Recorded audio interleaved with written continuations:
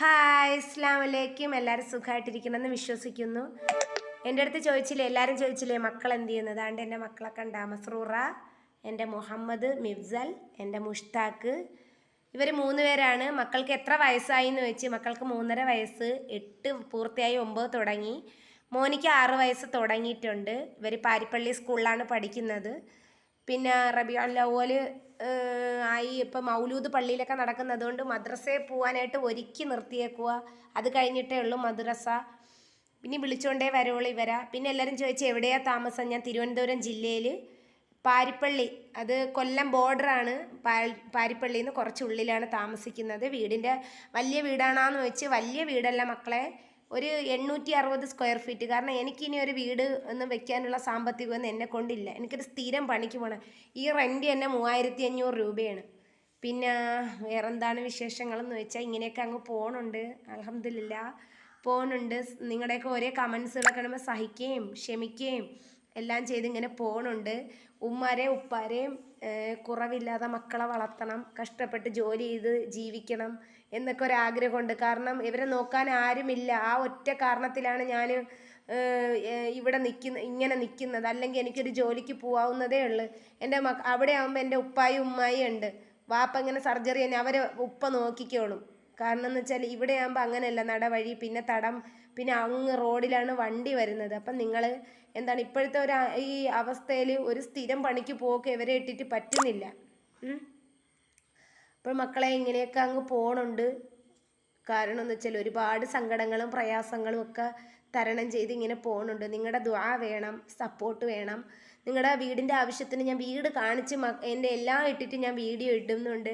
അപ്പം നിങ്ങൾ എന്നെ സഹായിക്കാൻ പറ്റുവാണെങ്കിൽ ഒന്ന് സഹായിക്കണം. കാരണം എന്ന് വെച്ചാൽ എനിക്ക് ഇവരേ ഉള്ളൂ. ഈ ദുനിയാവിൽ എനിക്ക് അള്ളാഹു തന്ന പൊന്നു മക്കളാണ്. എനിക്ക് ഇവരേ ഉള്ളൂ. ഇവരെ നല്ല പോലെ വളർത്തണം. ഇനി ഈ എന്താണ് ഇങ്ങനെയൊക്കെ ആയി, ഇത്രയൊക്കെ ഞാൻ അനുഭവിച്ചു. എനിക്ക് ആയുസ്സും ആരോഗ്യം ഉണ്ടെങ്കിൽ എനിക്ക് ഇവരെ നോക്കാൻ പറ്റൂ. ബാപ്പച്ചിയുടെ ഓർമ്മയിൽ നല്ല രീതിയിൽ ഇവരെ വളർത്തിയെടുക്കണമെന്നാണ് ആഗ്രഹം. ഇൻഷാ അല്ലാഹ് മക്കളെ ഇവരെയൊക്കെ നോക്കട്ടെ. കുറച്ചും കൂടെയൊക്കെ കഴിയുമ്പം ആർക്കെങ്കിലും ദീന് പഠിക്കണം, ഇവരെ ഇഷ്ടപ്രകാരമേ ഞാൻ ആക്കോളൂ.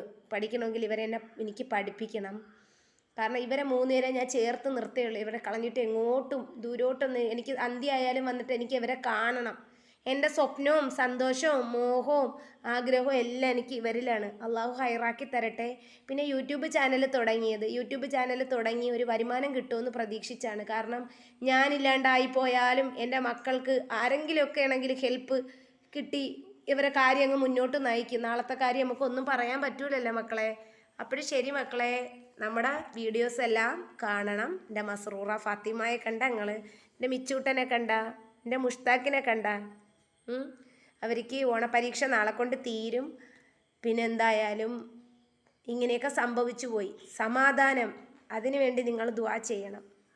എൻ്റെ വീഡിയോസൊക്കെ കാണണം, എന്നെ സപ്പോർട്ട് ചെയ്യണം. എൻ്റെ കോണ്ടാക്റ്റ് നമ്പർ മുൻ വീഡിയോസിലുണ്ട്. ആർക്കെങ്കിലും വിളിക്കാൻ പറ്റുമെങ്കിൽ ഒന്ന് വിളിച്ച് കാര്യങ്ങളൊക്കെ തിരക്കി സഹായിക്കാൻ പറ്റുമോരൊന്ന് സഹായിക്കണം. ബാക്കി കുറേ വീഡിയോസുകൾ അതിനകത്ത് ഇട്ടിട്ടുണ്ട്. എൻ്റെ ഗൂഗിൾ പേ നമ്പരും ഇട്ടിട്ടുണ്ട്. നിങ്ങളെ വീടിൻ്റെ ആവശ്യത്തിന് ഞാൻ ഇടും. എന്തെങ്കിലും ഒരു ആവശ്യത്തിന് എനിക്ക് സഹായിക്കാൻ പറ്റുവാണെങ്കിൽ സഹായിക്കണം. കാരണം എന്ന് വെച്ചാൽ 1 രൂപ ഇല്ലാതെയാണ് ഞാൻ ഇവിടം വരെ എത്തിയത്. അള്ളാഹു ഹൈറാക്കി തരട്ടെ എന്നാണ് ഞാൻ എപ്പോഴും വിചാരിക്കുന്നത്. സമാധാനം, ക്ഷമ, അതൊക്കെ എനിക്ക് തരണേ റബ്ബേ എന്നാണ്.